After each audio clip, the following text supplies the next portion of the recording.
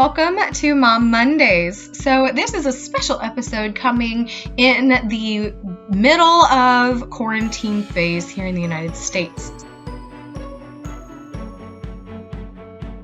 As a parent and a working mom and a mom of multiple children, this has been a crazy time. So one of the things that a lot of parents out there are struggling with is learning how to homeschool their own children.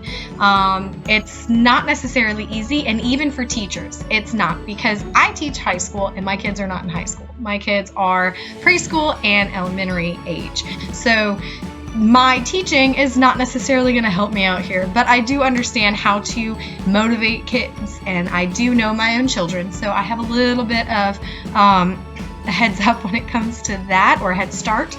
But again, the things that were hard before, which included, waking kids up super early, getting them dressed, getting them a quick and on-the-go breakfast and out the door in time for me to get to work, that's no longer a struggle because kids can sleep in a little bit and it's okay. I can kind of alter the routine so that it's more relaxed, and I really enjoy being able to give my kids a hot breakfast every morning, which is something that I am not ever able to do unless it's summertime. So that is one huge perk, and as other working parents out there know, there is mom guilt or dad guilt if you're having to rush the kids out the door and not necessarily give them that hot breakfast that they need. So another thing that is nice about this is you can work your routines around your kids' schedules. So you can make sure that you get your own work done, but at the same time, things are a little bit easier to handle because you're not coming home at 6 or 7 o'clock at night trying to handle the house and cooking and bedtime. So I do like that my days aren't as rushed. But at the same time, it's difficult to juggle, homeschooling at home and working digitally and making sure the house is picked up, because now everyone is at home all day long and it gets messy. So here's just a little bit about how I handle my situation, and hopefully it's helpful for some of you guys out there as well. The first thing that I do is I try to stick to a routine as much as possible so that my kids know what is expected. Now, this doesn't mean that we do the exact same thing every day, but my kids usually wake up and they get to kind of play around with some toys. They're still in their PJs. They're still waking up. I might put on a cartoon for them to watch while they're waking up, and I'm making breakfast. Then I turn the cartoons off and it is time to eat. Now, I also have started allowing my kids to help me cook breakfast, because cooking is a wonderful way to teach kids to follow recipes, follow rules, and also teaches them a little bit about the science behind cooking, which is really good for young children. So cook breakfast together, they eat breakfast, and then right after we eat, we go ahead and get dressed and brush our teeth. And that way, everyone has that idea that it is the day. Even though we're not going anywhere and we're staying at home, they need that structure so that they understand that it is time to start the day. Then, after we have done those things, I like to start off with something simple. For my preschool kids, it's going to be something simple that would fall under social studies or history or science, something that they can watch. There's a lot of wonderful documentaries out there on Prime Video, Hulu, Netflix. If you get Disney Plus, there's the whole Nat Geo section. And I usually pick one topic for them to watch a video on each day and get really excited. And so I do this all before 8 o'clock in the morning.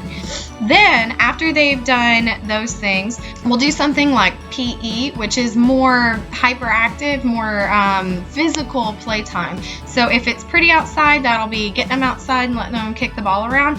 And the reason I do that is because them playing outside is something that, as long as I'm watching, I don't have to physically act with, so I can open up my computer and get some work done. If it is not pretty outside, then I'll put Cocomelon on the YouTube channel on my TV and let them dance, and they love to do that. Now, for the dancing, sometimes they'll zone out and they'll want to just watch, and so I do have to be a little bit more present for that and actually make sure that they are up and dancing. And then after we do that PE time, it's a wonderful time to let them do something that is a little bit more down. And so this is when I pop out the ABC Mouse tablets, and I might do a little bit more digital learning than some parents want to, and that's fine. I just need time to be able to sit down and do my computer work. And again, the outdoor play plus the time on ABC Mouse or on some other digital learning platform is a good time for me to get some work done right there in the beginning of the day. Then when I'm done with my work and they have completed their lessons online, I have found some wonderful digital printable resources that I have been able to print out. So that's a workbook for my kids. So they get to create a journal, they get to practice writing, and then there's some things for them to cut out. And again, cutting is a wonderful tool that kids learn in school. So if you have some safety scissors, go ahead and bust them out and let the kids learn how to cut out squares and circles and straight lines and things like that.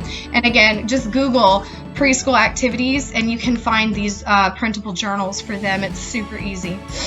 So we'll do some 1 or 2 activities on the workbook that we have. And after that, it's going to be free play time. Remember that schools aren't 100% structured when it comes to young children. There's always going to be that free time where they're able to play outside or inside. And the more exercise you can add, the better it will be for both you as a parent and for your kids. So some of the things that we like to do outside is we'll toss a ball around, we'll kick a soccer ball. I have a swing set, so that's easy, but that, again, swinging when you're pushing your kid isn't exactly super interactive for them. But we do like to play tag. Freeze tag helps teach little kids rules, which is also important. So they have to learn the rules behind freeze tag. They have to freeze. And freeze dance is also another fun one if you don't want your kids pushing each other when they're running around trying to tag.